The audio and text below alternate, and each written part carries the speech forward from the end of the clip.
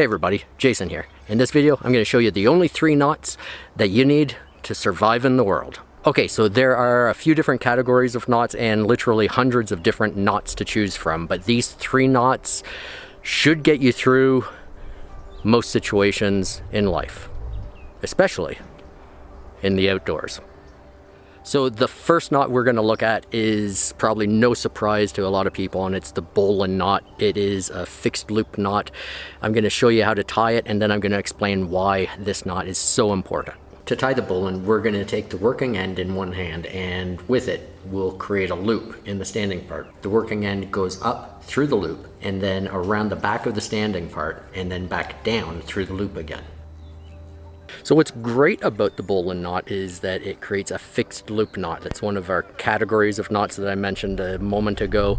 We have a fixed loop, meaning that that loop is not going to go anywhere, right? So it doesn't matter how we pull on the loop, it's staying sturdy. The benefit of this specific fixed loop knot, the Bowan, is that after it's loaded, it's easy to untie. So we can put a lot of weight on it. I've heard of people even towing a car with a Bowan and then afterwards being able to untie it easily. So that's one of the huge advantages of this knot in particular. So a fixed loop is just a fixed loop, but what can it be used for? Well, we can hang this off of a tree, let's say, or within your house or your patio, and then perhaps we can use a hook or a carabiner and we can latch something onto it. Meaning we can use this to tie on to pretty much anything that we want to hang. Another use for the Bowan is that we can use it to tie 2 ropes together. Yes, there's no reason why we can't think outside of the box and use one Bowan and tie another Bowan to it and connect 2 ropes. And when we do, this is actually a common knot called the Bowan bend. In addition to that, of course, we can tie the Bowan around something, and we don't have to tie the loop first. We can pass the rope around our object, in this case this tree, and we can tie a Bowan. And when we do this, we have created what's called the running Bowan. Just because it's tied around something, it's running.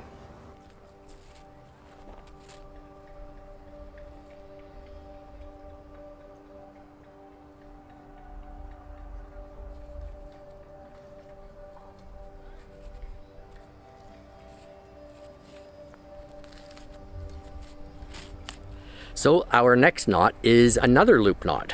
This time it's an adjustable loop knot, meaning we can make it larger and we can make it smaller.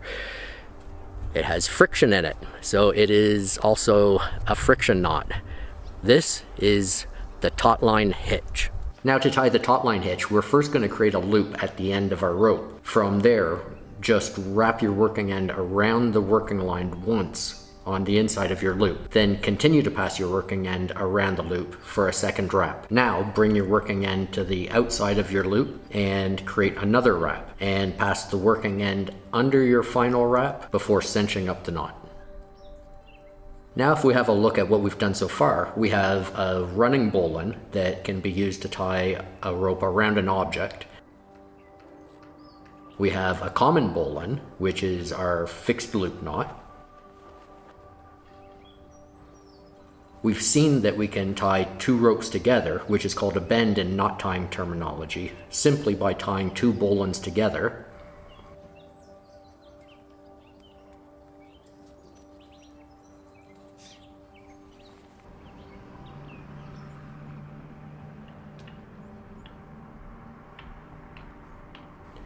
And if we want, we can tie 2 ropes together and have the length adjustable when we combine a Bowan with a Totline Hitch.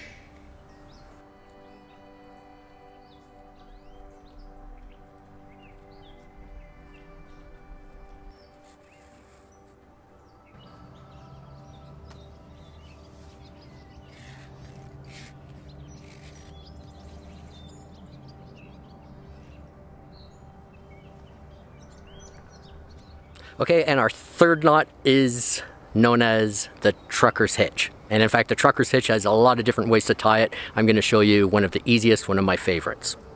Okay, so like I said, there are a lot of different ways to tie the trucker's hitch, and I'm going to assume that we have anchored off one side of our line using one of our first 2 knots, either the Bowan or the Totline Hitch, or maybe a variation of the 2, using a Bowan then a Totline Hitch, or maybe a running Bowan. Now, we need to anchor off the other side. So how do we do it? So after passing our rope around our tree or whatever we're tying to, all I'm going to do is I'm going to take my rope, the standing part, this part that I'm not going to be tying with, and I'm going to just twist it away from me and form this loop. I'm going to lie it on top of itself, just like that. And then I will pull through a little bite so I have this loop, and then I will pass through my working end, and now I can cinch everything up nice and tight. From here, I'm just going to tie off with a couple half hitch knots. I'll make the last one or the second one a slip so I can easily untie it when I'm done. Okay, and there you have it. Those are the 3 knots that I think if you learn these, that you should be able to get through in life. Learn them, give them a try. If you want to see other ways to tie the trucker's hitch, then check out my video, 9 different ways to tie the trucker's hitch, next. Thanks for watching.